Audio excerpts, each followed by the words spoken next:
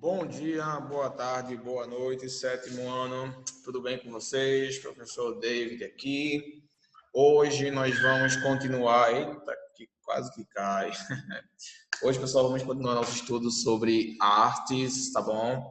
Na última aula nós estávamos vendo expressionismo, tá bom? Foi o movimento artístico, o que estávamos estudando, ok? Então hoje vamos continuar também com artes, dando mais uma olhadinha nesse movimento artístico, que é um movimento expressionista. Ok, pessoal? Opa, português, ó. Artes, ok. Vou colocar aqui o cabeçalho da escola.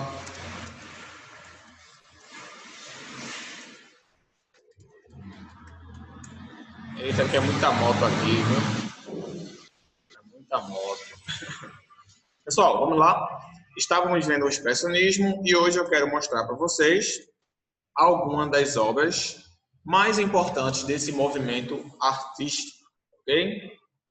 Vamos dar uma olhadinha aqui, mostrar a tela para vocês.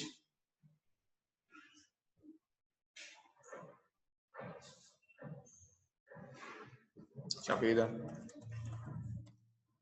Pessoal, pronto, aqui nós temos as principais obras do movimento expressionista, tá? Como a gente viu, a gente pode ver a descrição desse movimento. Ele é caracterizado pelas formas, né?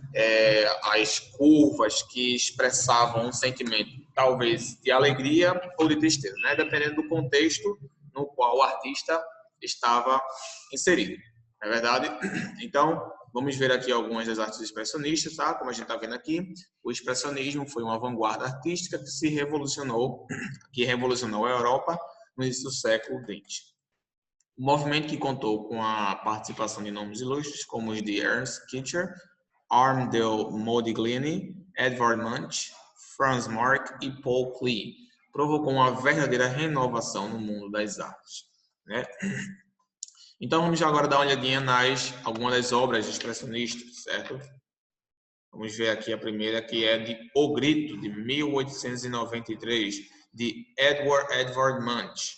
O Grito. Acho que você já deve ter visto essa arte aqui, né, pessoal? A gente vê aqui, aparentemente, um homem gritando, né, com um fundo. A gente tá vendo como se ele tivesse, como se fosse uma doca, né? Numa orla, alguma coisa do tipo. E atrás a gente vê no fundo, tem como se fosse um mar, né? As águas aí movimentando, na verdade, dois homens também andando aí, né, atrás dele, aparentemente observando ele, né, como se estivessem observando ele. E a gente vê um homem aí no sentido com uma expressão de desespero, né? Uma expressão um pouco de desespero, como se estivesse de fato gritando, né? E ele denominou essa obra aí de O Grito, Edvard Munch. O nome dessa obra é O Grito, ok? A mais famosa obra de arte precursora do expressionismo é O Grito, do pintor norueguês Edvard Munch. Na tela vemos um protagonista em desespero, olha aí, em cima de uma ponte, lutando com os sentimentos de solidão, ansiedade e medo.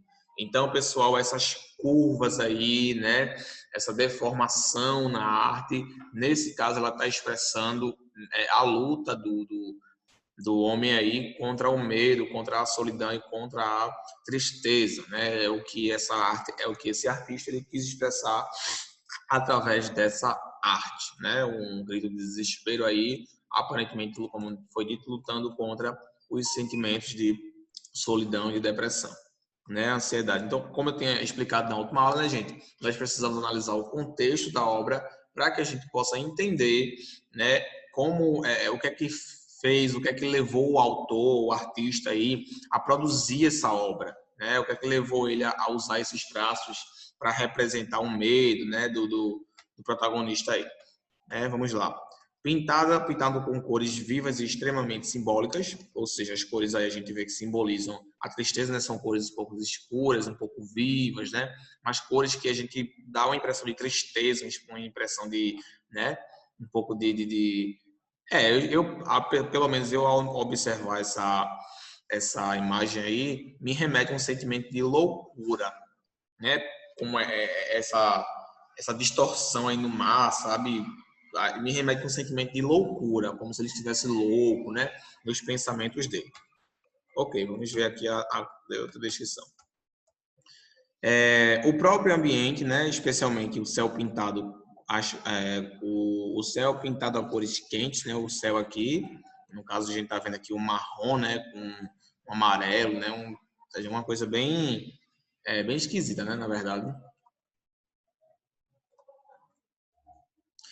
Deixa transparecer a angústia vivida pelo personagem principal, né? Aquilo que eu tinha falado, né? Essas imagens, essas cores fortes aí expressam a angústia que está sendo vivida pelo personagem, né? Normalmente quando a gente vai falar de tristeza, né, alguma coisa do tipo, a gente coloca quando a gente quer representar a tristeza, a gente coloca uma cor forte, né? Uma cor assim meio forte, mas ao mesmo tempo morgada, né? Uma cor meio, dificilmente a gente bota um azul, né? A gente bota um verde, é mais uma cor meio marrom, preto, né? Às vezes até um branco também, não é verdade? Então, é como eu falei para vocês, pessoal, as cores, elas nos ajudam a identificar o que é que o autor queria passar através daquela obra, qual era a intenção do autor. Certo, gente? Vamos lá continuar aqui. Tanto as formas do protagonista como da paisagem se encontram distorcidas, embora sejam facilmente identificáveis, certo? Então a gente está vendo aqui, pessoal, lembra que lá no início da aula, na primeira aula eu falei que as distorções, né, essas curvas na imagem, na obra, elas causam justamente essa impressão de que querem enfatizar alguma coisa. Nesse caso aqui, estou enfatizando o quê? Estou enfatizando a tristeza, né, a solidão do artista, entre outros aspectos aí que estão sendo enfatizados nessa obra, né? O céu aqui marrom, né, essas curvas aí, na minha opinião, remete um pouco de loucura, né? Como se ele tivesse, e é de fato loucura, né? Ele estava aqui com sentimentos de ansiedade, de medo, de solidão, e a obra é denominada O Grito, é como se ele estivesse se expressando, né? Como se ele estivesse chegasse a um nível de loucura tão grande que ele estava gritando, explodiu, né? Quando a gente está muito estressado, a gente grita às vezes, né? Nesse caso aqui, ele estava muito, como é que eu posso dizer? Ele estava muito aí, um sentimento muito de depressão, né? Muito depressivo, e esse grito foi uma forma de expressão do seu sentimento. Talvez o motivo da obra ser denominada O Grito. Vamos lá. Segunda obra, The First Animals, de Franz Marc, Os Primeiros Animais, né? A tradução em português de 1913, né? A gente vê aí também algumas curvas, nesse caso aí a gente vê uma parte mais geométrica. A gente vê que é uma obra feita muito por linhas e traços, né? A gente está vendo aí, dificilmente a gente encontra algo redondo, é mais traços, linhas retas, né? Algumas exceções aqui a gente tem aqui, por exemplo, mas a maior parte é feita por linhas retas, ok? Então, The First Animals, de Franz Marc, e a gente tem aí, né? Franz Marc pintou uma série de animais ao longo da vida, ou seja, esse artista aí, ele enfatizava muito obras com animais, certo? Especialmente a partir de 1907, começou a insistir ainda mais na representação de animais em plena natureza. Sobre a fixação no tema, em declaração, o pintor chegou a afirmar a respeito dessa preferência. Então, aqui a gente vê que era o pintor que enfatizava muito a vida animal, na verdade, especialmente depois de 1907, e insistiu nessa representação de animais na natureza, né? Ou seja, no seu habitat natural. Então, essa fixação aqui no tema, em declaração, ele disse que o motivo é pessoas com falta de piedade, especialmente homens, nunca tocaram meus verdadeiros sentimentos. Mas os animais, com seu sentido de vida virginal, despertaram tudo o que era bom em mim. Então aqui, pessoal, ele está explicando por que ele se fixou nesse tema de animal, porque ele queria enfatizar a vida animal. Esse artista ele explica que a preferência era porque o humano ele nunca representava, né? Ele nunca o representava, ele nunca despertou nenhum sentimento no artista. Já os animais, né, por outro lado, despertaram esse sentimento nos animais dele, né, com sua vida virginal, sua vida pura, né, inocente, despertaram tudo que era bom no artista. Ou seja, o artista ele teve uma comoção maior observando o artista, observando o mundo animal, né? Então aqui, como eu falei para vocês, gente, a gente sempre para entender uma obra, não adianta você tentar apenas olhar as cores, olhar os traços. você também tem que entender o contexto no qual aquela obra foi feita. Tá? É por isso que você entender a história do artista é necessário. Se você quiser entender a obra daquele artista, você não vai conseguir entender o que é que o artista quis dizer com aquela obra se você não entender a história daquele artista, se você não entender o motivo pelo qual ele fez aquela obra, o período, né, o que é que ele queria expressar com aquilo. Aqui a gente vê que ele queria expressar o que? Ele queria expressar a pureza dos animais, né, o amor que ele tinha pelos animais. Então, se a gente simplesmente olhar essa imagem aqui, a gente não vai conseguir identificar o propósito do artista com essa obra, se a gente não entender o que é que ele tinha em mente, né? Qual era o contexto que ele estava, o que é que ele tinha em mente quando fez essa imagem aí, tá bom? Então, muito bem. A gente também vê as características clássicas do expressionismo, né? Ainda na obra do animal, né? Deixa eu diminuir aqui. Pronto. A pintura em tons vivos, a realidade deformada, né? A diferença da dimensão dos animais e o desejo de captar a essência das criaturas que retratava, né? Então, como eu falei, ele queria retratar a pureza, a essência dos animais. E como é que ele pôde fazer isso, gente? Como é que ele fez isso? Através dessa obra aí, ó, com esses traços, com essas dimensões, ele representou a pureza animal, ok? Terceiro, o Cavaleiro Azul. Deixa eu aumentar aqui para vocês possam ver a obra toda. Pronto. O Cavaleiro Azul de 1903, de Wassily Kandinsky. Nesse caso aqui, ele também usa o expressionismo. Através dos traços aqui, ele consegue descrever a obra, né, desse autor, desse artista, com os traços do expressionismo. Nesse caso, a gente vê que é uma pintura como se fosse pincelada, né? Nesse caso aí, ele não usou pincel de forma... A gente também vai aprender sobre isso aí, tá? Formas de pintura, né? Quando for na parte de arte, de pintura, tá bom? Então, aqui é como se fosse ele tivesse trabalhado apenas com pinceladas, né? Não foi um pincel concreto, foram apenas pinceladas, né? Quando você pega, por exemplo, uma tinta, né? E começa a pincelar alguns locais, né? Você pega uma tinta, por exemplo, joga na parede assim, né? Sai aqueles respingos de tinta. Pronto, aqui a gente pode perceber que foi mais ou menos desse tipo, né? Tá meio como se fosse embaçado, né? Pronto.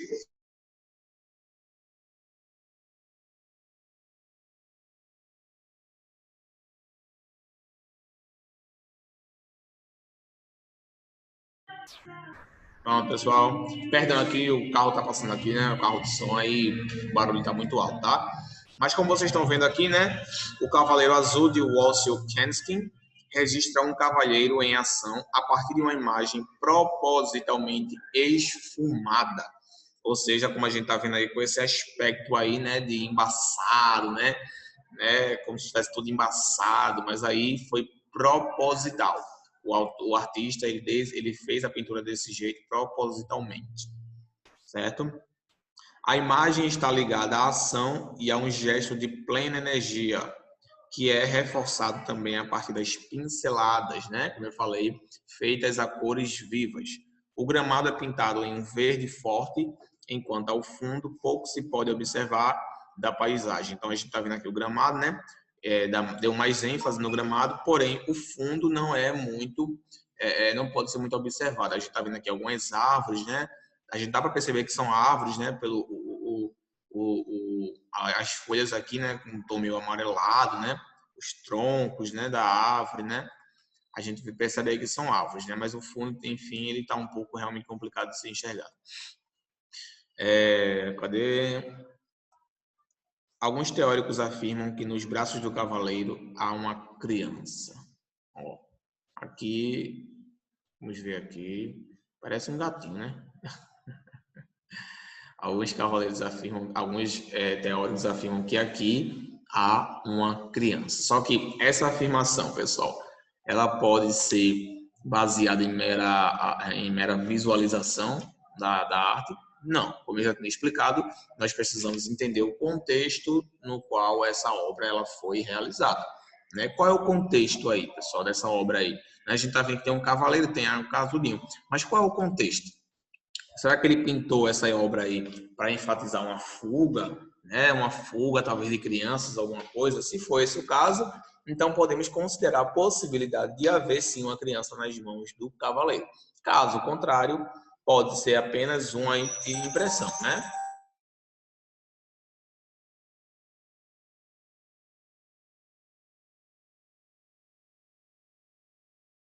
Vamos continuar aqui. Pronto, então, essa obra aí, como a gente pode ver, com esses traços aí expressionistas, tá? Esse aqui, né, é um pouco vulgar, mas acredito que vocês já devem entender o que é que se retrata nessa imagem aí, né? Mas por via da dúvida, vamos passar para outras, né? Vamos deixar essas aqui de lado, né? Essa aqui fala de um tema que ainda vocês vão tratar nas outras aulas, né? Então, agora não adianta nem não adianta nem eu tentar passar isso para vocês agora, tá bom? Porque essa obra aqui, no caso, ela contém traços, né?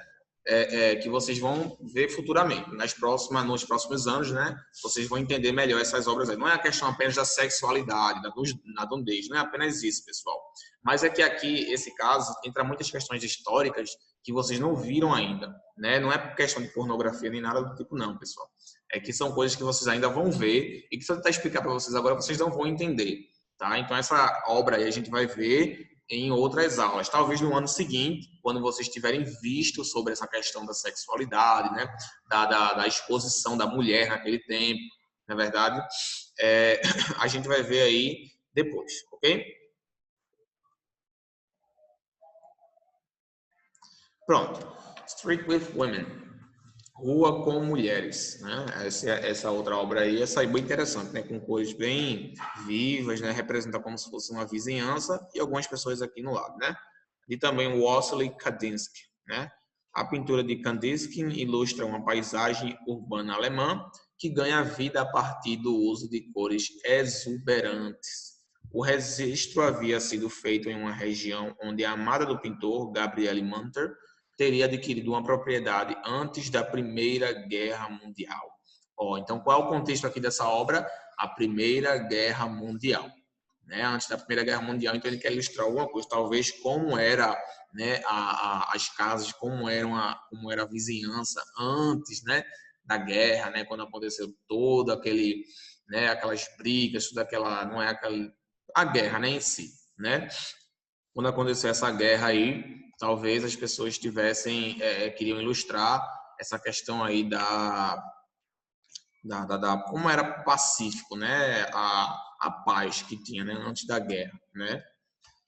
Vemos na tela, em primeiro plano, personagens pontuais, ressaltando para o espectador ressaltando mais os contornos da rua e das habitações, né. As cores vivas e as pinceladas marcadas se destacam na tela, que parece não respeitar uma proporção realista, tendo em conta as dimensões das pessoas e das casas. Então aqui, como a gente está dizendo aqui, as pinceladas parecem não ser realistas, ou seja, ele não foi apurado nessa questão do tamanho, como a gente pode ver aqui, ó, se a gente comparar esse homem com essa casa aqui, como essa casa aqui tem 4 janelas, né, aparentemente a gente entende que são 2 andares, né? Só que esse homem aqui, se a gente pegar o tamanho dele e colocar aqui, a gente vai ver que o tamanho é incompatível. Ou seja, não foi muito real essa questão do tamanho, né? O tamanho aí foi um pouco exagerado, certo? E aqui a sexta, Blue Horse, cavalos azuis, né? A gente tem aqui em torno de 3 cavalos, né? Esse está de frente, esse está de costa, esse aqui está de lado. Né? Esse aqui também está um pouco do lado, na verdade. Esse aqui foi de Franz Marc, que retratava cavalos azuis em uma paisagem campestre, né? Ou seja, de campo. O quadro é todo ilustrado a partir de cores primárias, ou seja, sem nenhuma cor secundária, apenas aquelas cores para todas as imagens, tá bom? A composição as cores primárias e a composição da protagonismo aos animais, ou seja, destacam os animais. Nessa cor aqui, do animal azul, apenas azul, azulado, destaca ele em meio ao fundo, né? Fazendo oposição à passagem colorida de fundo. Então, aqui atrás, a gente vê que tem um fundo meio colorido e os cavalos apenas azuis. Então, isso destaca, de certa forma, os cavalos, né?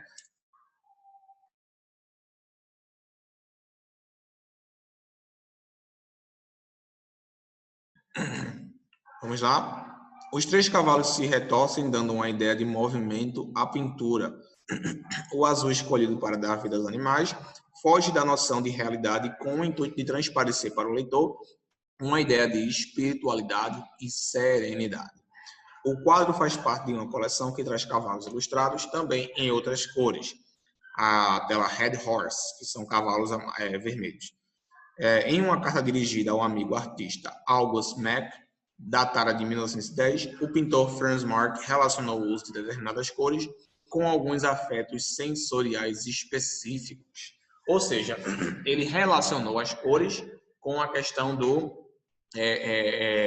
de aspectos sensoriais. Né? Isso aqui a gente vai ver na próxima aula, tá bom, pessoal? Por hoje a gente já é suficiente, a gente fez análise aí de 4 obras, né? Com exceção da quarta obra, que é da Mulher Nua, né? Que a gente vai ver no ano que vem.